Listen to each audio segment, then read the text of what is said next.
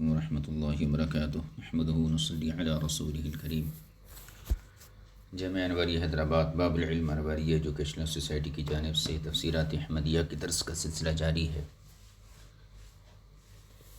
مسئلہ نمبر 48 سے ہم سبق کو شروع کرتے ہیں۔ مسئلے کا عنوان ہے بیت اللہ شریف میں امن اور حج کی فرضیت کا بیان۔ اعوذ باللہ من الشیطان الرجیم، بسم اللہ الرحمن الرحیم۔ فیہ آیات بینات مقام ابراہیم وما دخلہ کان آمنا وللہ علی الناس حج البیت من استطاع الیہ سبیلا وما کفر فإن اللہ غنی عن العالمین۔ صدق اللہ العظیم۔ اس کا ترجمہ دیکھیے۔ فیہ، اس میں، آیات بینات، واضح نشانیاں مقام ابراہیم ہے، وما دخلہ کان آمنا، اور جو بھی اس میں داخل ہو گیا وہ امن میں ہو گیا۔ وَلِلَّهِ عَلَى النَّاسِ حِجُّ الْبَيْتِ مَنِ اسْتَطَاعَ إِلَيْهِ سَبِيلًا، اور اللہ تعالیٰ کے لیے ان لوگوں پر بیت اللہ کا حج کرنا ہے جو اس کی طرف راستے کی استطاعت رکھتے ہوں۔ وَمَا كَفَرَ فَإِنَّ اللَّهَ غَنِيٌّ عَنِ الْعَالَمِينَ، اور جس نے کفر کیا بس یقیناً اللہ تعالیٰ تمام کائنات سے بے پرواہ ہے۔ یہ آیت کریمہ اپنے دامن میں بیت اللہ شریف میں امن اور حج کی فرضیت کو سمیٹے ہوئے ہیں۔ پہلی بات کو اللہ تعالیٰ نے ان الفاظ میں بیان کیا، امن کو، وما دخلہ کان آمنا، جو اس میں آ گیا وہ امن پا گیا۔ لیکن ضروری ہے کہ اس آیت کے ابتدائی حصے کی بھی تفسیر کر دی جائے۔ سو اللہ تعالیٰ کے ارشاد گرامی فیہ آیات بینات میں فیہ کی ضمیر مجرور جو ہے اس کا مرجع بیت اللہ شریف ہے۔ فیہ اس میں یعنی بیت اللہ شریف میں، جس کا پہلے تذکرہ ہو چکا ہے، اور بیت اللہ سے مراد کعبہ ہے، اور مقام ابراہیم مبتدا محذوف کی خبر ہے، یعنی ان آیات میں سے ایک آیت مقام ابراہیم بھی ہے، یعنی جو نشانیاں بیت اللہ شریف کے اندر ہیں ان نشانیوں میں سے ایک نشانی مقام ابراہیم بھی ہے۔ تو یا تو مقام ابراہیم کو مبتدا محذوف کی خبر بنایا جائے، یا پھر لفظ آیتن سے بدل باز من الکل ہے۔ یہ قاضی بیضاوی کا مختار مذہب ہے، اور ان کے علاوہ دیگر مفسرین اکرام کے نزدیک مقام ابراہیم آیات کا عطف بیان ہے، یعنی فیہ آیات، اس میں نشانیاں ہیں، تو آیات کا عطف بیان یہ مقام ابراہیم ہے، یعنی بیت اللہ شریف میں اللہ تعالیٰ کی قدرت پر ظاہری علامات ہیں، اور وہ علامات مقام ابراہیم ہیں۔ اور مقام ابراہیم اگرچہ مفرد ہے، اب جب یہ کہا گیا کہ اس میں اللہ کی قدرت کی واضح نشانیاں ہیں، واضح علامتیں ہیں، تو اس کے بعد ایسی چیزیں بیان کی جانا چاہیے تھیں جو جمع ہوتی، لیکن یہاں مقام ابراہیم یہ مفرد ہے، اور مفرد ہو کر جمع کا عطف بیان بن رہا ہے، وہ اس طرح کہ یہ کثرت کے معنی پر مشتمل ہے۔ مقام ابراہیم کثرت کے معنی پر مشتمل ہے، کیونکہ مقام ابراہیم میں ایک نہیں بلکہ کثرت سے علامات اور آیات ہیں۔ مطلب یہ ہے فی آیات، اس میں اللہ کی نشانیاں ہیں۔ کیا نشانیاں ہیں؟ مقام ابراہیم۔ تو مقام ابراہیم تو ایک ہوا، اور آیات یہ جمع ہیں، تو پھر تقابل کیسے ہوگا؟ تو فرمایا گیا کہ مقام ابراہیم اگرچہ مفرد ہے لیکن کثرت کے معنی پر مشتمل ہے، اس کے اندر کئی علامتیں اور کئی نشانیاں موجود ہیں۔ گویا کہ چیز تو ایک ہی ہے لیکن اس چیز کے اندر کئی نشانیاں موجود ہیں۔ اس طریقے سے جو ہے علامات کا عطف بیان بننا ٹھیک ہو جائے گا، اور یہ کثرت یا تو اس کے شان کے ظہور اور اللہ تعالیٰ کی قدرت پر قوت دلالت اور حضرت ابراہیم علیہ السلام کی نبوت کے ظہور، یعنی پتھر میں آپ کے قدم مبارک کے نشانات کی وجہ سے ہے، یا اس لیے کہ ایک سخت اور چٹیل پتھر میں حضرت ابراہیم علیہ السلام کے قدم مبارک کا نشان ایک آیت ہے، اور ٹخنوں تک پاؤں کا اس سخت پتھر میں چلا جانا دوسری آیت، اور اس پتھر کے بعض حصے کا نرم ہو جانا اور بقیہ کا اسی طرح سخت رہنا یہ تیسری آیت، اور اس کا دیگر آیات و علامات انبیاء میں سے باقی رہنا چوتھی آیت ہے۔ مطلب یہ ہے کہ مقام ابراہیم کو اللہ نے آیات کا عطف بیان جو ہے مفسرین جیسا فرماتے ہیں کہ آیات کا عطف بیان یہ مقام ابراہیم ہے، تو اس میں کثرت کیسے آئے گی؟ وہ اس طریقے سے کہ پتھر تو ایک ہی ہے لیکن اس میں اللہ تعالیٰ کی قدرت کی کئی نشانیاں ہیں۔ مثال کے طور پر حضرت ابراہیم علیہ السلام کی قدموں کے نشانات کا اس پتھر میں ہونا، یہ ایک نشانی۔ دوسری چیز، ایک سخت اور چٹیل پتھر میں نشان قدم کا ابھر آنا، یہ دوسری نشانی۔ تیسری چیز، ٹخنوں تک پاؤں کا اس سخت پتھر میں چلا جانا۔ جب حضرت ابراہیم علیہ السلام پتھر یا گارا لینے کے لیے نیچے آنے کی ضرورت ہوتی تھی تو یہ پتھر نرم ہو جاتا اور ٹخنوں تک آپ کے پیر اس کے اندر جو ہے چلے جاتے تھے، تو نرم بن جاتا تھا۔ اور دوسری، یہ 3 نشانیاں ہو گئیں، اور اس کے علاوہ ایک یہ تھی کہ پتھر کا صرف وہی حصہ نرم ہوتا تھا جہاں آپ کے قدم مبارک تھے، باقی حصہ اسی طرح سخت رہتا تھا۔ یہ اس کی چوتھی نشانی ہو گئی۔ اس کے علاوہ یہ بھی ایک نشانی ہے کہ دیگر جو انبیاء علیہم السلام کی علامتیں ہیں، ان کے جو ہے نشانیاں ہیں، ان کا باقی رہنا اور اتنی طویل مدت تک ہزاروں سال گزرنے کے باوجود بھی ان نشان قدم کا باقی رہنا، یہ بھی گویا کہ ایک علامت ہے۔ تو پتھر تو ایک ہی ہے، مقام ابراہیم ایک ہے، لیکن اس کے اندر چونکہ مختلف نشانیاں ہیں اور متعدد نشانیاں ہیں، اس لیے اس کو بینات یعنی نشانیوں کا عطف بیان قرار دیا گیا۔ صاحب کتاب فرماتے ہیں یہ تفسیر اس وقت ہوگی جبکہ قول باری تعالیٰ ومن دخلہ کان آمنا کو علیحدہ کلام قرار دیا جائے، لیکن اگر اسے مقام ابراہیم پر معطوف مانا جائے، ومن دخلہ کو اگر مقام ابراہیم پر معطوف مانا جائے اور معنی کے اعتبار سے آیات کا دوسرا تابع بنایا جائے اور مقام ابراہیم کو ایک آیت ومن دخلہ کان آمنا کو دوسری آیت قرار دیا جائے، تو اب یہ ایسا ہو جائے گا کہ لفظ تو جمع کا ذکر کیا گیا اور اس کو بیان کرتے وقت وہ چیزیں ذکر کی گئیں، اور تیسرے کے ذکر سے یعنی لفظ جمع کا ذکر کیا گیا اور اس کو بیان کرتے وقت 2 چیزیں ذکر کی گئیں، ایک تو مقام ابراہیم، دوسری امن، اور تیسری کے ذکر سے سکوت اختیار کیا۔ اسی طرح جس طرح حضور سرور کائنات صلی اللہ علیہ وسلم کا قول مبارک ہے حبب من دنیاکم ثلاثہ الطیب والنساء وقرۃ عینی فی الصلاۃ، تمہاری دنیا میں سے میری پسندیدہ 3 چیزیں ہیں، خوشبو، منکوحہ عورت اور میری آنکھوں کی ٹھنڈک نماز ہے۔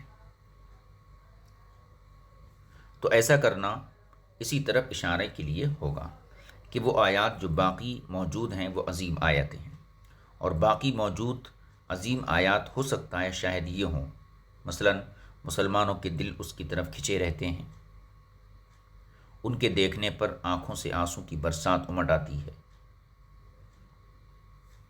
اور 3 نمبر یہ بھی ہو سکتا ہے جمعہ کی رات حضرات اولیاء اکرام کی ارواح کا اس کے چاروں طرف اجتماع ہونا۔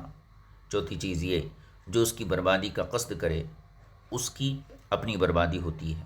5 یہ کہ اس کے قبہ جات پر پرندوں کا نہ بیٹھنا وغیرہ، یہ تمام چیزیں بھی اللہ رب العزت کی نشانیاں ہیں۔ صاحب کتاب فرماتے ہیں یہ تمام باتیں اس وقت ہوں گی جبکہ آیاتم بیناتم بلفظ جمع پڑھا جائے گا، اور اگر اسے آیاتم بیناتم پڑھیں جیسا کہ حضرت عبداللہ ابن عباس، ابی، مجاہد، ابو جعفر رضی اللہ تعالیٰ عنہ نے پڑھا ہے، تو پھر بلا شک مقام ابراہیم ایک ہی نشانی ہے، یعنی آیاتم بینہ پڑھا جائے تو پھر یہ ایک ہی نشانی ہے، اور یہ آیاتم بیناتم کا عطف بیان ہوگا جس میں کوئی تعویل نہیں کرنا پڑے گی، جیسا کہ کشاف میں مذکور ہے۔ مقام ابراہیم میں حضرت ابراہیم علیہ السلام کے قدم پاک کے نشان کا سبب یہ ہوا کہ جب آپ نے یعنی اس پتھر پر حضرت ابراہیم کے جو قدم ثابت ہو گئے، اس کا سبب یہ تھا جب آپ نے کعبہ معظمہ کی عمارت کو بنیادوں سے اٹھا کر کچھ اونچا کر لیا اور حضرت ابراہیم علیہ السلام پتھروں کو اٹھا کر دیوار پر رکھنے میں دقت محسوس کرنے لگے، تو آپ نے اس پتھر یعنی مقام ابراہیم کو وہاں رکھا اور اس پر کھڑے ہو کر دیوار چننے لگے۔ آپ کے کھڑے ہونے سے اس پتھر میں آپ کے مبارک قدم کچھ اندر چلے گئے۔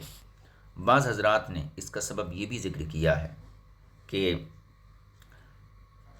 آپ جب شام سے مکہ شریف کی طرف اپنے اہل و عیال کی زیارت کے لیے تشریف لائے تو یہاں پہنچنے پر حضرت اسماعیل علیہ السلام کی بیوی نے عرض کیا کہ آپ سواری سے نیچے تشریف لائیں تاکہ میں آپ کا سر انور دھو کر صاف کر دوں، آپ نہ اترے۔ اس پر یہ بیوی ایک پتھر لے کر آئیں اور اسے آپ کی داہنی جانب رکھا۔ آپ نے اپنے دونوں قدم مبارک اس پہ رکھے، اس طرح پتھر میں آپ کے قدموں کے نشانات پڑ گئے۔ یہ دو سبب ہو گئے۔ تیسرا سبب یہ بھی بیان کیا گیا ہے کہ جب کعبہ مکرمہ کی تعمیر سے فارغ ہو گئے تو اللہ تعالیٰ نے آپ کو حکم دیا کہ لوگوں میں حج کا اعلان کر دو۔ آپ نے اس اعلان کے لیے ایک پتھر منتخب کیا، اس پر کھڑے ہو کر اعلان کیا تاکہ زیادہ سے زیادہ دور تک آپ کی آواز پہنچ جائے۔ چنانچہ اس پتھر پر آپ کے قدم مبارک کے نشان پڑ گئے۔ تفسیر زاہدی میں جو کچھ اس ضمن میں لکھا گیا میں نے اسے بطور خلاصہ پیش کر دیا۔ آگے فرماتے ہیں، سورہ بقرہ میں اس قصے کو کافی تفصیل سے ذکر کیا گیا ہے۔ تفسیر مدارک اور کشاف میں پتھر پر نشان قدم کی پہلی دو وجوہ لکھی گئی ہیں۔ کون کون سی؟ ایک تو یہ کہ جب پتھر اٹھانے میں دقت محسوس ہوئی تو آپ نے اس پتھر پر آپ کھڑے ہو گئے، جب آپ نیچے آتے تو پتھر خود بخود جو ہے نرم پڑ جاتا تھا۔ اور دوسری وجہ یہ کہ جب آپ ملک شام سینی فلسطین سے مکہ شریف اپنے اہل و عیال کی زیارت کے لیے تشریف لائے تو حضرت اسماعیل علیہ السلام کی بیوی نے یہ پتھر رکھا جس پر جو ہے آپ نے قدم مبارک رکھا اور ان کی بیوی نے آپ کا سر اقدس دھویا۔ ان دو وجہوں کو ان حضرات نے ذکر کیا ہے، کس نے؟ مدارک اور کشاف میں۔ اور بیضاوی نے صرف پہلی وجہ لکھی ہے، وما دخلہ کان آمینہ، جو اس میں داخل ہوا وہ امن میں ہو گیا۔ اس سے کون سا امن مراد ہے؟ احتمالات میں سے یہ بھی ہے کہ اس سے مراد جہنم کی آگ سے امن ہے، یعنی جو اس میں داخل ہوا گویا جہنم کی آگ سے محفوظ ہو گیا۔ جزام اور برس کی بیماریوں سے امن وغیرہ ہے، یعنی یہ بھی ہے کہ اس سے مراد یہ ہے کہ جو اس میں داخل ہوا وہ کوڑ اور سفید داغ کی بیماریوں سے معمون ہو گیا۔ لیکن اکثر علماء کا موقف یہ ہے کہ اس امن سے مراد یہ ہے کہ دور جاہلیت میں جو شخص اس میں یعنی حرم میں داخل ہوتا وہ قتل کیے جانے اور غارت گری سے محفوظ ہو جاتا تھا، اور پھر جو شخص دور اسلام میں اس میں آ جاتا وہ حدود اور قصاص سے امن میں ہو جاتا تھا۔ یعنی اگر کسی بندے کے اوپر کسی جرم کی وجہ سے حد جاری ہونی ہے، حد کا وہ مستحق ہو گیا، یا اس نے کسی کو قتل کر دیا قصاصاً اس کا جو ہے قتل کیا جانا ہے، تو پھر ایسے شخص کے لیے یہاں امن ہے، جیسا کہ امام زاہد نے کہا ہے۔ اس سے بظاہر یہ مفہوم نکلتا ہے کہ جو شخص غیر حرم میں کوئی جنایت کرتا ہے، کوئی جرم کرتا ہے، پھر وہ حرم میں پناہ لے لیتا ہے تو اسے حرم میں قتل نہیں کیا جائے گا، بلکہ وہ ہم احناف کے نزدیک قتل کیے جانے سے امن میں ہو جائے گا۔ اور امام شافعی رضی اللہ تعالیٰ عنہ فرماتے ہیں کہ ایسے کو حرم میں قتل کیا جائے گا، یعنی کوئی شخص اگر باہر جنایت کر کے حرم میں پناہ لے لے تو پھر اسے قتل کیا جائے گا۔ یہ اختلاف دراصل ایک دوسرے اختلاف پر مبنی ہے جو احناف اور شوافع کے درمیان موجود ہے، جسے اہل اصول نے ذکر کیا ہے۔ وہ یہ ہے کہ ومن دخلہ کان آمینہ ہمارے نزدیک اپنے عموم پر باقی ہے، لہذا یہ قطعی ہے، یعنی جو بھی اس میں داخل ہو وہ مامون ہے۔ تو یہ آیت اپنے عموم پر باقی ہے اور یہ قطعی ہے۔ اور امام شافعی رضی اللہ تعالیٰ عنہ کے نزدیک یہ عام مخصوص عنہ البعض ہے، یعنی یہ آیت اپنے عموم پر نہیں بلکہ بعض افراد اس سے خارج ہیں، بعض افراد اس سے خارج ہیں۔ وضاحت اس کی یہ ہے کہ وہ شخص جس پر قصاص فی الطرف لازم ہے، یعنی جس نے کسی کے جسم کا کوئی حصہ، جسم کے کسی حصے کا قصاص لازم ہو، مثلا ہاتھ کاٹنے کا قصاص وغیرہ، ایسا شخص جب حرم میں داخل ہو جائے تو وہ وہاں پناہ لے لے، اس سے بیت اللہ میں یہ قصاص بالاتفاق لیا جائے گا۔ یعنی قصاص فی الطرف، جس نے کسی شخص کا ہاتھ وغیرہ کاٹ دیا اور قصاصاً اس کا ہاتھ کاٹا جانا ہے، اور ایسا شخص اگر حرم میں پناہ لے لے تو پھر بالاتفاق اس کا ہاتھ اس سے قصاص لیا جائے گا۔ یوں ہی وہ شخص جس نے حدود حرم کے اندر جنایت کی، یعنی حرم کی حدود کے اندر کوئی جرم کیا، جس کی وہ قتل کیے جانے کا مستحق ہو گیا، مثلا حدود حرم میں کسی کو قتل کر دیا اور اس کی وجہ سے اس پر قصاص واجب ہو گیا، تو اسے بھی بالاتفاق قتل کیا جائے گا۔ دو مسئلے متفق علیہ ہیں۔ امام شافعی رضی اللہ تعالیٰ عنہ کا خیال یہ ہے کہ یہ دو صورتیں ومن دخلہ کان آمنا سے مخصوص ہیں۔ اس کے بعد امام موصوف یعنی امام شافعی رضی اللہ تعالیٰ عنہ نے مذکورہ دو صورتوں پر قیاس کرتے ہوئے ارشاد فرمایا کہ جو شخص غیر حرم میں ایسی جنایت کرتا ہے جس کی وہ قتل کیے جانے کا مستحق ہو جاتا ہے، یہ شخص اگر حرم میں پناہ لے لیتا ہے تو اسے قتل کیا جائے گا۔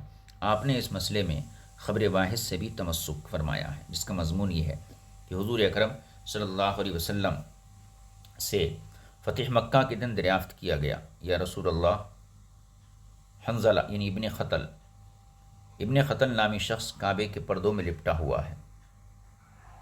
ابن خطل متعلق باستار الکعبہ، یہ حدیث کے الفاظ ہیں۔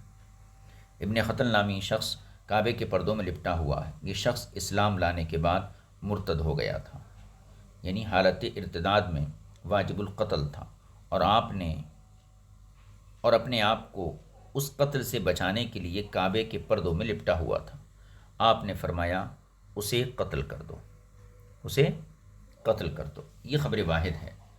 اس خبر واحد سے امام شافعی یہ دلیل بناتے ہیں کہ اگر کوئی شخص جو ہے باہر کسی کو قتل کر دے اور حرم میں پناہ لے لے تو وہاں اس کو قصاصاً قتل کیا جائے گا۔ ہم احناف کہتے ہیں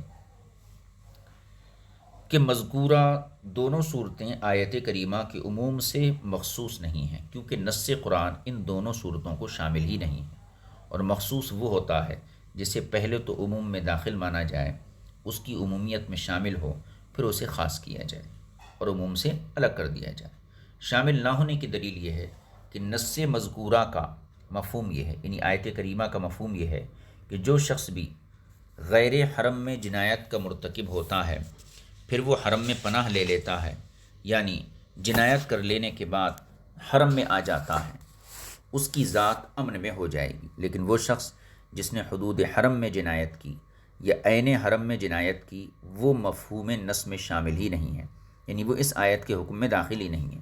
اسی طرح طرف کے لیے امن والا ہونے کا معاملہ ہے، لہذا پہلی صورت میں اگرچہ وہ شخص جنایت کر لینے کے بعد حرم میں داخل ہو گیا، لیکن اس کی ذات اب محفوظ ہے، کیونکہ قصاص جو اطراف میں ہوگا، اعضاء میں ہوگا، اور طرف کا حکم وہی ہے جو مال کا حکم ہے، اور نص اس کو شامل ہی نہیں ہے کیونکہ وہ طرف کے اعتبار سے امن میں ہے۔ اور دوسری صورت میں اسے اس لیے قتل کیا جائے گا کہ وہ جنایت کرنے کے بعد حرم میں داخل نہیں ہوا، بلکہ وہ داخل حرم پہلے ہوا اور داخل ہونے کے بعد حدود حرم میں جنایت کا ارتکاب کیا، لہذا یہ دونوں صورتیں مخصوص نہیں کی گئی ہیں۔ تو وہ صورت جسے امام شافعی رضی اللہ تعالیٰ عنہ نے ان پر قیاس کیا ہے، وہ اس کی زیادہ مستحق ہے کہ اسے نص مذکور کے اقتضاء پر باقی رکھا جائے، یعنی اس نص کے تقاضے پر باقی رکھا جائے۔ لہذا مرتد ہونے کی وجہ سے یا زنا کی وجہ سے جس کا خون گرایا جانا مباح ہو چکا ہے، یا ڈاکہ ڈالنے اور قصاص کی صورت میں مباح الدم ہو چکا ہے، یہ شخص اگر حرم میں پناہ لیتا ہے تو اسے قتل نہیں کیا جائے گا اور نہ ہی اذیت پہنچائی جائے گی۔ ہاں، یوں کہا جائے گا کہ اس کا کھانا پینا بند کر دیا جائے حتیٰ کہ وہ وہاں سے نکلنے پر مجبور ہو جائے۔ اس کی تائید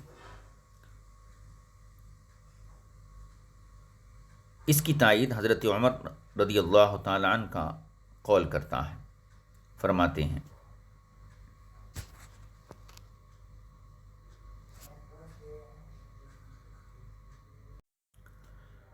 لو ظفرت بقاتل الخطاب ما مسته حتى يخرج منه، یعنی اگر میں اپنے باپ خطاب کے قاتل پر بھی قابو پالوں، مطلب وہ حدود حرم میں ہو، تو میں اسے ہاتھ تک نہ لگاؤں گا یہاں تک کہ وہ وہاں سے نکالا جائے، یخرج منہا یا یخرج منہا، وہ نکالا جائے۔ اور امام شافعی رضی اللہ تعالیٰ عنہ کے نزدیک ایسے کو قتل کیا جائے۔ ان کی دلیل وہ ہے جو ہم بیان کر چکے ہیں، اور دوسری دلیل مذکور خبر واحد ہے، اور حق وہی ہے جو ہم نے ذکر کیا۔ اب یہاں پر ایک اعتراض ہے۔ اعتراض یہ ہے، اگر کہا جائے کہ ومن دخلہ کی ضمیر کا مرجع بیت اللہ ہے، جس سے معنی یہ بنتا ہے کہ جو شخص بیت اللہ میں داخل ہو جائے وہ امن میں ہے۔ اس کے علاوہ کسی اور جگہ میں داخل ہونا کس طرح امن دے گا؟ بعض اصحاب شافعی کا موقف یہی ہے کہ صرف بیت اللہ میں آ جانے والا امن میں ہے۔ جواب میں ہم کہتے ہیں کہ بیت اللہ شریف کے علاوہ بقیہ حرم کا جائے امن ہونا ایک اور نص سے ثابت ہے، یعنی خانہ کعبہ کے علاوہ جو حرم کا ایریا ہے اس کا امن والا ہونا ایک دوسری دلیل سے ثابت ہے، اور وہ یہ ہے اولم یرو انا جعلنا حرما آمنا، کیا انہیں نہیں معلوم کہ ہم نے حرم کو امن والا بنا دیا ہے، لہٰذا بیت اللہ کے امن گاہ یعنی امن کی جگہ اور حرم کے امن گاہ ہونے میں کوئی فصل اور اختلاف نہیں ہے، دونوں ہی امن گاہیں ہیں۔ حواشی بزدوی میں اسی طرح مذکور ہے۔ بیت اللہ شریف یا مسجد حرام یا مکہ مکرمہ یا حرم محترم کا امن گاہ ہونا سورۃ البقرہ میں بیان ہو چکا ہے۔ یہ ایک مسئلہ ہو گیا، آیت میں ایک مسئلہ جو تھا وہ بیان ہو گیا، حرم کا امن والا ہونا۔ دوسرا مسئلہ فرضیت حج ہے۔ اللہ تعالیٰ نے اس بارے میں ارشاد فرمایا وَلِلَّهِ عَلَى النَّاسِ حِجُّ الْبَيْتِ مَنِ اسْتَطَاعَ إِلَيْهِ سَبِيلًا، اللہ کے لیے ان لوگوں پر بیت اللہ کا حج لازم ہے جو اس کے راستے کی طاقت رکھتے ہوں۔ گزشتہ اوراق میں ہم بیان کر چکے ہیں کہ حج اور عمرہ دونوں ابتدا میں مندوب تھے، ابتداء اسلام میں مستحب تھے، پھر جب یہ آیت کریمہ نازل ہوئی وَلِلَّهِ عَلَى النَّاسِ حِجُّ الْبَيْتِ، جب یہ نازل ہوئی تو حج فرض ہو گیا اور عمرہ پہلے کی طرح مندوب ہی رہا۔ اس آیت سے یہ مفہوم نکلتا ہے کہ حج فرض ہے، لیکن مطلقاً فرض نہیں، بلکہ ان لوگوں پر فرض ہے جو اس کے راستے کی استطاعت رکھتے ہوں، جو وہاں تک پہنچنے کی طاقت رکھتے ہوں۔ استطاعت سبیل یعنی راستے کی طاقت و ہمت کیا ہے؟ راستے کی استطاعت رکھنے کا مطلب کیا ہے؟ اس میں حضرات ائمہ کرام کا اختلاف ہے۔ امام شافعی رضی اللہ تعالیٰ عنہ اس کی تفسیر زاد راہ اور سواری کے اخراجات کرتے ہیں، یعنی فرماتے ہیں کہ راستے کی طاقت کا مطلب یہ ہے کہ بندے کو زاد راہ اور سواری کے اخراجات کی طاقت ہو، اس کے پاس اپنا زاد راہ بھی ہو اور جس سواری پر بیٹھ کر وہ جا رہا ہے، گھوڑا ہے، اونٹ ہے، اس سواری کے اخراجات بھی اٹھا سکنے کے قابل ہوں۔ حضور اکرم صلی اللہ علیہ وسلم سے پوچھا گیا استطاعت کیا ہے؟ آپ نے زاد راہ اور سواری کے اخراجات سے اس کی تفسیر فرمائی۔ یہ امام شافعی کا موقف تھا۔ امام مالک رضی اللہ تعالیٰ عنہ کے نزدیک بدن کی صحت، چلنے پر قدرت اور اس قدر کسب کہ اس سے زاد راہ اور سواری کا بندوبست ہو سکے، یہ مراد ہے، یعنی اس پر جو ہے کہ راستے کی استطاعت اس کے لیے ہے جس کی بدن میں صحت ہو، چلنے پر قدرت ہو اور اس قدر اس کے پاس کمائی ہو کہ جس سے زاد راہ اور سواری کا بندوبست ہو سکے، یہ استطاعت سے مراد ہے۔ اور ہمارے امام اعظم ابو حنیفہ رضی اللہ تعالیٰ عنہ کے نزدیک صحت بدن، زاد راہ اور سواری کے اخراجات بحیثیت مجموعی شرط ہے، یعنی حج کے لیے یہ تینوں چیزیں مجموعی اعتبار سے شرط کا درجہ رکھتی ہیں کہ آدمی صحت مند بھی ہو، اس کے پاس زاد راہ بھی ہو اور سواری کے اخراجات بھی ہوں، بلکہ آپ کے نزدیک راستے کا محفوظ ہونا بھی شرط ہے۔ امام اعظم کے نزدیک راستے کا محفوظ ہونا بھی شرط ہے۔ قاضی اجل اور صاحب تفسیر حسینی نے اسی طرح ذکر کیا ہے، اور صاحب کشاف نے لکھا کہ حضور اکرم صلی اللہ علیہ وسلم سے مروی ہے کہ آپ نے استطاعت کی تفسیر زاد راہ اور سواری کے اخراجات سے فرمائی۔ یوں ہی حضرت عبداللہ بن عباس اور حضرت عبداللہ بن عمر رضی اللہ تعالیٰ عنہم سے بھی مروی ہے، اور اکثر علماء اسی کو مانتے ہیں۔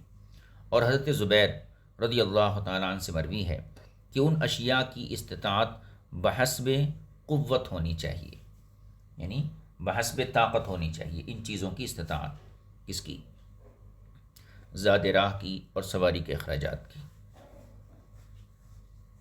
امام مالک رضی اللہ تعالیٰ عنہ کا مذہب یہ ہے کہ جب کسی شخص کو اپنی قوت و ہمت پر وثوق ہو، اعتماد ہو، اس پر حج لازم ہے، پھر اس وقت بقدر طاقت ہوگا۔ اور بعض دفعہ یوں ہوتا ہے کہ ایک شخص کے پاس زاد راہ اور سواری کی ہمت نہیں ہوتی، اور ضحاک کہتے ہیں جب کسی بندے کو اپنے بارے میں یہ اعتماد ہو کہ وہ اجرت کر سکتا ہے تو وہ صاحب استطاعت ہے۔ ھذا کلام صاحب الکشاف، یہ امام کشاف کا کلام تھا۔ آگے ملا جیون علیہ رحمہ فرماتے ہیں، یہ بات یاد رکھنے کے قابل ہے کہ زاد راہ اور سواری کے اخراجات میں سے صرف ایک طرف کی ہمت نہیں بلکہ آنے جانے دونوں اطراف کے اخراجات کی ہمت شرط ہے۔ یعنی جو کہا گیا کہ زاد راہ اور سواری کے اخراجات کا بوجھ اٹھانے کے قابل ہو، تو اس کا مطلب یہ نہیں ہے کہ صرف جانے جانے کا بوجھ اٹھانے کے قابل ہو، بلکہ جانے اور آنے دونوں طرف یہ طاقت موجود ہو۔ ہاں، اور ساتھ ہی یہ بھی شرط ہے کہ یہ اخراجات اپنے اہل و عیال کی ضروریات کے علاوہ ہونے چاہیے تاکہ وہ اس کی واپسی تک اپنے اخراجات چلائیں۔ اس لیے کہ نفقہ ایک ایسا حق ہے جس کی بیوی مستحق ہے، اور یہ حق عبد میں سے ہے، اور حق عبد حق شرع سے مقدم ہوتا ہے۔ حج حق شرع ہے اور نفقہ یہ حق عبد ہے، اور حق عبد حق شرع پر مقدم ہوتا ہے۔ اور سواری کے اخراجات کے ضمن میں اس قدر استطاعت کافی ہے کہ محمل کی ایک طرف کا کرایہ دے سکتا ہو یا ایک مزدور کی مزدوری ادا کر سکتا ہو۔ یہ اس دور کی باتیں ہیں جب حج پر جو ہے جانے والے اونٹوں پر اور قافلے کی شکل میں جایا کرتے تھے۔ اب چونکہ ہوائی جہازوں نے راحلہ کی جگہ لے لی ہے، یعنی سواری کی جگہ ہوائی جہاز نے لے لی، لہذا عام جہاز کی عامیانہ نشست کا کرایہ ہونا اب درکار ہے۔ یعنی اب جو ہے سواری کے اخراجات کا مطلب یہ ہے کہ جو ٹکٹ وغیرہ ہوتا ہے عام درجے کا، اب پلین میں مثلا 3 کلاس ہوتے ہیں تو اس میں جو درمیانی درجہ ہے عام درجہ، اس درجے کے اخراجات برداشت کرنے کی طاقت رکھتا ہو۔ حضور سرور کائنات صلی اللہ علیہ وسلم نے استطاعت کی تفسیر اگرچہ فقط زاد راہ اور سواری کی اخراجات برداشت کرنے سے فرمائی، لیکن ممکن ہے کہ صحت بدن اور راستے کا پرامن ہونا اسی آیت سے ثابت ہو، جیسا کہ صاحب ہدایہ نے اس کی طرف اشارہ کیا ہے۔ ایک جگہ لکھتے ہیں صاحب ہدایہ، اسی طرح اعضائے جسمانی کا درست ہونا بھی استطاعت میں شامل ہے، کیونکہ ان کی صحت کے بغیر حج سے عجز لازم آتا ہے۔ جب اعضائے بدن اس کے درست نہیں ہوں گے تو پھر حج کیسے کرے گا؟ دوسری جگہ کہا کہ راستے کا پرامن ہونا بھی ضروری ہے، کیونکہ استطاعت اس کے بغیر ثابت نہیں ہو سکتی۔ پھر کہا کہ یہ وجوب حج کی شرط ہے، یعنی اعضائے جسمانی کا تندرست ہونا، راستے کا پرامن ہونا، یہ وجوب حج کی شرط ہے، حتیٰ کہ اس پر اس کی وصیت کرنا واجب نہیں ہے۔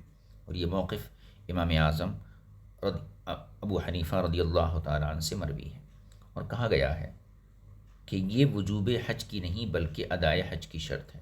اس لیے حضور نبی کریم صلی اللہ علیہ وسلم نے استطاعت کی تفسیر صرف زاد راہ اور سواری سے فرمائی، کسی اور کا آپ نے ذکر نہیں کیا۔ ھذا کلام، یہ ان کی گفتگو صاحب ہدایہ کی مکمل ہو گئی۔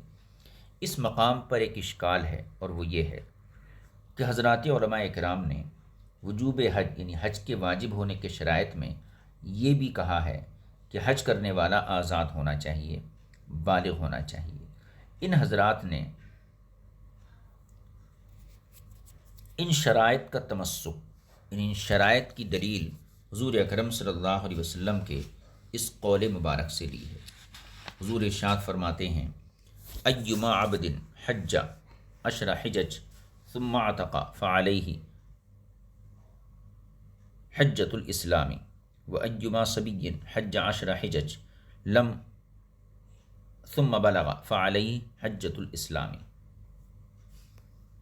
یہ حضور اکرم صلی اللہ علیہ وسلم کا ارشاد ہے، یعنی جس غلام نے حالت غلامی میں 10 حج بھی کیے پھر اسے آزاد کر دیا گیا، ثم اعتق، تو اس پر فرض ہے، فعلیہ حجۃ الاسلام، تو اس پر فرضی حج اب بھی لازم ہے، وایما صبی، اور جس نابالغ بچے نے حج 10 حجج 10 حج کیے ثم بلغا پھر وہ بالغ ہوا فعلیہ حجۃ الاسلام تو اس کے اوپر حج اسلامی لازم ہے۔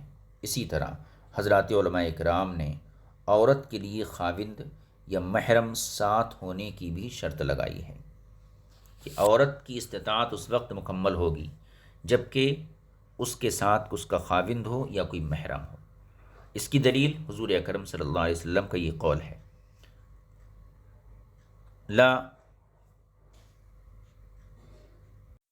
لا یحجن امرات الا ومعها محرم، عورت ہرگز محرم کے بغیر حج نہ کرے۔ لیکن نص قرآنی ان شرائط و قیودات سے عام ہے، یعنی جو شرائط لگائے گئے کہ عورت کے لیے محرم ہونا یا اس کا شوہر ہونا اور حاجی کے لیے بالغ ہونا، آزاد ہونا، یہ تمام جو شرائط اور قیود ہیں نص قرآن کی آیت ان سے عام ہے۔ قرآن میں صرف اتنا ہے کہ وَلِلَّهِ عَلَى النَّاسِ حِجُّ الْبَيْتِ مَنِ اسْتَطَاعَ إِلَيْهِ سَبِيلًا، بس من استطاع الیہ سبیلا، یعنی ان پابندیوں اور تخصیصوں کا وہاں تذکرہ نہیں ہے، جیسا کہ اس کی طرف اللہ تعالیٰ کا یہ قول ہے من استطاع الیہ سبیلا، آیت دلالت کرتی ہے، جو علی الناس کے بعد واقع ہے اور اس سے بدل واقع ہو رہا ہے، لہذا اس سے مفہوم یہ نکلا کہ ہر وہ شخص جو صاحب استطاعت ہو اس پر حج فرض ہے، وہ آزاد ہو یا غلام، نابالغ ہو، بالغ، مرد ہو یا عورت۔ بس انتہائی طور پر یہ کہا جا سکتا ہے کہ یہ آیت اگرچہ عام ہے لیکن اس سے بعض افراد کو حدیث سے مخصوص کر لیا گیا ہے، لہذا جب یہ عام مخصوص من البعض ہوئی تو قطعیت سے نکل کر ضنی ہو جائے گی، یعنی عام میں اگر تخصیص پیدا کر دی جائے تو پھر وہ ضنی ہو جاتا ہے، قطعی نہیں ہوتا ہے۔ لہذا اس طرح حج فرض کے بجائے واجب ہونا چاہیے، کیونکہ ضنی ہونے کی وجہ سے اس میں شبہ واقع ہو گیا۔ تأمل وانصف۔ جہاں تک فرماتے ہیں، جہاں تک یہ مترجم کی عبارت ہے، وہ کہتے ہیں جہاں تک بالغ ہونے کی شرط ہے وہ اس لیے کہ نابالغ امور تکلیفیہ کا مکلف اور مخاطب نہیں ہے۔ اسی طرح دیوانے لوگ بھی آیت مذکورہ کے مخاطب نہیں۔ رہا غلام تو وہ استطاعت ہی نہیں رکھتا، کیونکہ حضور اکرم صلی اللہ علیہ وسلم نے زاد راہ سواری کے اخراجات کا مالک ہونا استطاعت کی تفسیر فرمائی ہے۔ غلام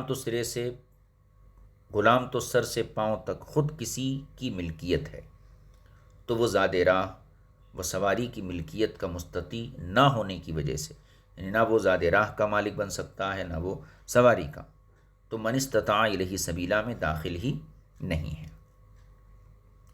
اور عورت کے لیے محرم ہونے کی شرط تو یہ وجوب حج کی شرط نہیں بلکہ حج کی ادائیگی کے وجوب کی شرط ہے، اسے وجوب ادا کہتے ہیں۔ اس لیے عورت پر جب وہ استطاعت سبیل رکھتی ہو تو اس پر حج فرض ہے۔ اسی لیے اگر کوئی عورت محرم کے بغیر حج کرتی ہے تو اس کا فرض ادا ہو جائے گا، اگرچہ وہ اس سفر کی وجہ سے گناہ گار ہوگی۔ واللہ اعلم بالصواب۔ امام زاہد رحمۃ اللہ علیہ نے کہا کہ اللہ تعالیٰ نے حج کا جہاں بھی قرآن کریم میں ذکر فرمایا ہے اس کے ساتھ الناس کا لفظ مذکور ہے، مثلا وَأَذِّن فِي النَّاسِ بِالْحَجِّ، اسی طریقے سے حج کے ارکان میں ہے من حیث افاض الناس، اسی طرح وَإِذْ جَعَلْنَا الْبَيْتَ مَثَابَةً لِلنَّاسِ، اسی طرح المسجد الحرام الذی جعلناہ للناس۔ تو جہاں جہاں اللہ نے حج کا تذکرہ کیا وہاں اس کے ساتھ الناس کا لفظ ہے، یہ اس لیے تاکہ حضرت ابراہیم خلیل اللہ علیہ السلام اور دیگر حضرات کی دعا کے موافق ہو جائے۔ لیکن اس آیت زیر بحث میں الناس کے علاوہ من استطاع الیہ سبیلا بھی ذکر فرمایا۔ جو آیت ہم پڑھ رہے ہیں یہاں پر الناس بھی ہے اور من استطاع الیہ سبیلا بھی ہے، یعنی ایسے انسان جو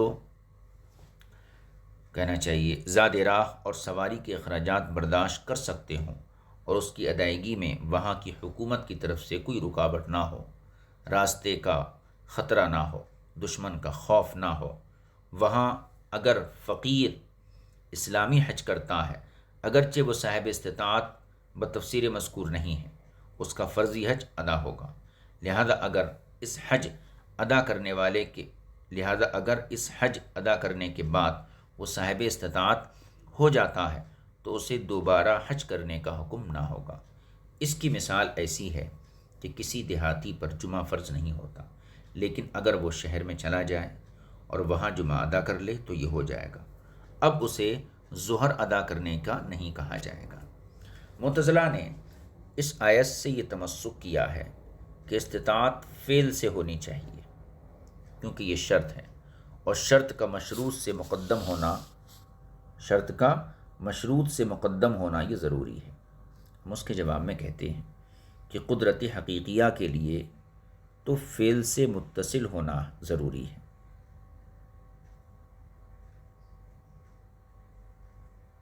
معتزلہ نے کیا کہا؟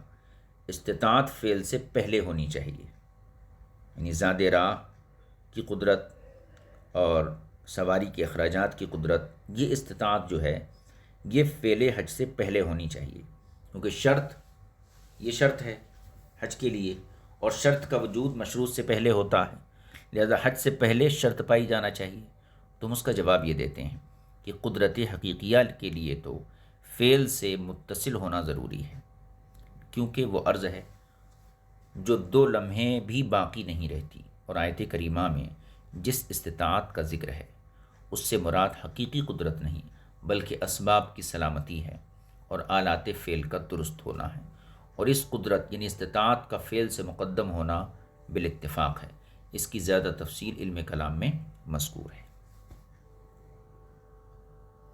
اہل اصول نے ذکر کیا ہے کہ حج کی قدرت ممکنہ ہے، قدرت میسرہ نہیں ہے۔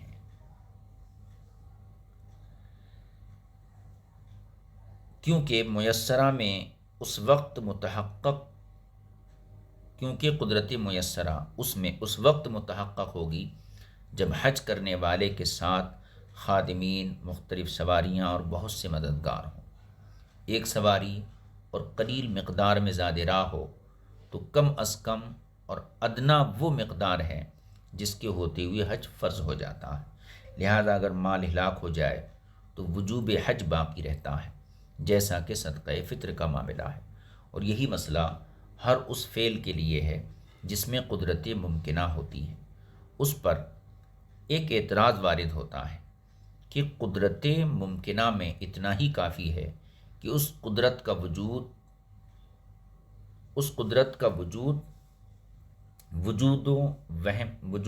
وہم قبول کرتا ہوں، یہ نہیں کہ وہ حقیقتاً موجود ہو۔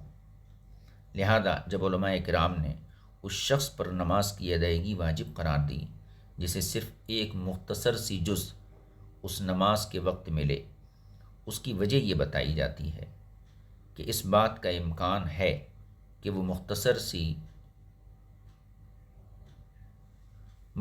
سا جز، بلکہ سی کی جگہ سا کہنا چاہیے، یعنی وقت کا مختصر سا حصہ، وہ مختصر سا جز سورج کے تھم جانے سے لمبی ہو جائے، جس طرح حضرت سلیمان علیہ السلام کے لیے سورج تھم گیا تھا۔ اگرچہ یہ نادر ہے تو اس طرح پیدل حج بھی واجب ہونا چاہیے جب اس کے وقوع کا غالب امکان ہو، بلکہ یہ اولا ہونا چاہیے۔ اس کا جواب یہ ہے کہ نماز اگر اس مختصر جز میں ادا نہ کی جا سکی تو اس کی جگہ اس نماز کی قضا موجود ہے، لیکن حج فوت ہونے کی صورت میں اس کی جگہ قضا نہیں لیتی ہے۔ ہاں قدم ما قالو، مروی ہے جب قول باری تعالیٰ نازل ہوا وَلِلَّهِ عَلَى النَّاسِ حِجُّ الْبَيْتِ مَنِ اسْتَطَاعَ إِلَيْهِ سَبِيلًا، جب یہ قول نازل ہوا تو نبی کریم صلی اللہ علیہ وسلم نے عام لوگوں کو جمع ہونے کا حکم دیا۔ جب وہ سب ایک جگہ جمع ہو گئے تو آپ نے ان سے خطاب فرماتے ہوئے ارشاد فرمایا، اللہ تعالیٰ نے تم پر حج فرض کیا ہے، لہذا تم حج کرو۔ آپ کے ارشاد مبارک پر ایک ملت کے ماننے والے ایمان لائے، یہ لوگ مسلمان تھے، اور بقیہ 5 ملتوں نے انکار کر دیا اور کہنے لگے ہم نہ تو اس پر ایمان لائیں گے، نہ اس کی طرف نماز ادا کریں گے، اور نہ ہی حج کریں گے۔ اس پر اللہ نے ارشاد فرمایا وما کفر فإن اللہ غنی عن العالمین، یہ آیت نازل فرمائی، یعنی جو شخص حج کی فرضیت کا انکار کرتا ہے وہ کافر ہے۔ یہ قول حضرات ابن عباس، حضرت حسن، عطا رضی اللہ تعالی عنہم کا ہے، اور یہ کہنا بھی درست ہے کہ اس جملے میں لفظ کفرہ کفران نعمت کے مفہوم میں ہے، یعنی ناشکری کے مفہوم میں ہے، یعنی جو شخص اللہ تعالیٰ کی اس کو دی گئی نعمتوں کا شکر ادا نہیں کرتا، جو صحت جسم، وسعت رزق وغیرہ کی صورت میں اسے دی گئی ہیں، اور حج نہیں کرتا، تو اللہ تعالیٰ کو ایسے ناشکرے لوگوں کی کوئی پرواہ نہیں، وہ ان سے اور ان کی اطاعت سے مستغنی ہے، بے نیاز ہے۔ تفسیر مدارک میں اسی طرح مذکور ہے۔ ایک قول یہ بھی ہے کہ آیت مذکورہ میں ومن کفرہ کے الفاظ ومن ترک الحج کے قائم مقام ہے، یعنی جس نے کفر کیا تو ومن کفرہ کے الفاظ ومن ترک الحج کے قائم مقام ہے، یعنی جس نے حج فرض ہونے کے باوجود نہیں کیا، اور عن العالمین بھی اسی کے قائم مقام ہے جو وجوب کی تاکید کے لیے ہے، اور اس فرض کے چھوڑنے والے پر تغلیظ ہے، شدت ہے۔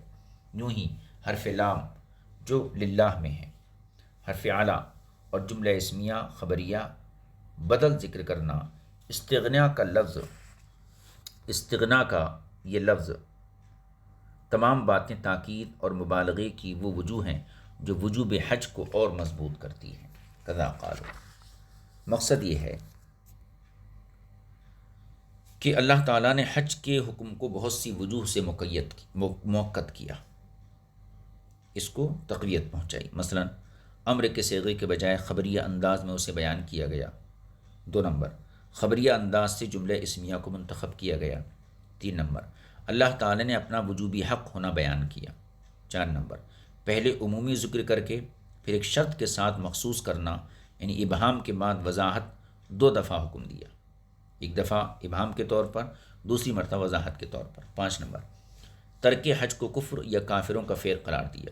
6 نمبر، اپنا بے پرواہ ہونا ذکر فرمایا، جو اس جگہ نفرت اور غصے پر دلالت کرتا ہے، یعنی حج نہ کرنے والے سے اللہ تعالیٰ ناراض ہے۔ 7ویں تاکید یہ ہے، لفظ اللہ دوسری مرتبہ ذکر کیا گیا، اگرچہ دوسری مرتبہ ضمیر ذکر کرنے سے بھی عبارت درست ہو جاتی تھی۔ 8ویں جو ہے تاکید، حرف اعلیٰ لایا گیا۔ نوٹ میں یہ مترجم کا بیان ہے، حج کی اضافت بیت کی طرف ہے،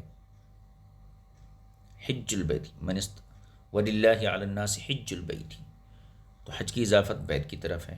یہ طریقہ اضافت بتا رہا ہے کہ بیت اللہ حج کی فرضیت کا سبب ہے، چونکہ کعبہ متعدد نہیں، اس لیے حج بھی عمر میں متعدد بار فرض نہیں ہے، بلکہ ایک مرتبہ فرض، اور پھر جتنی مرتبہ کیا جائے وہ نفل ہے۔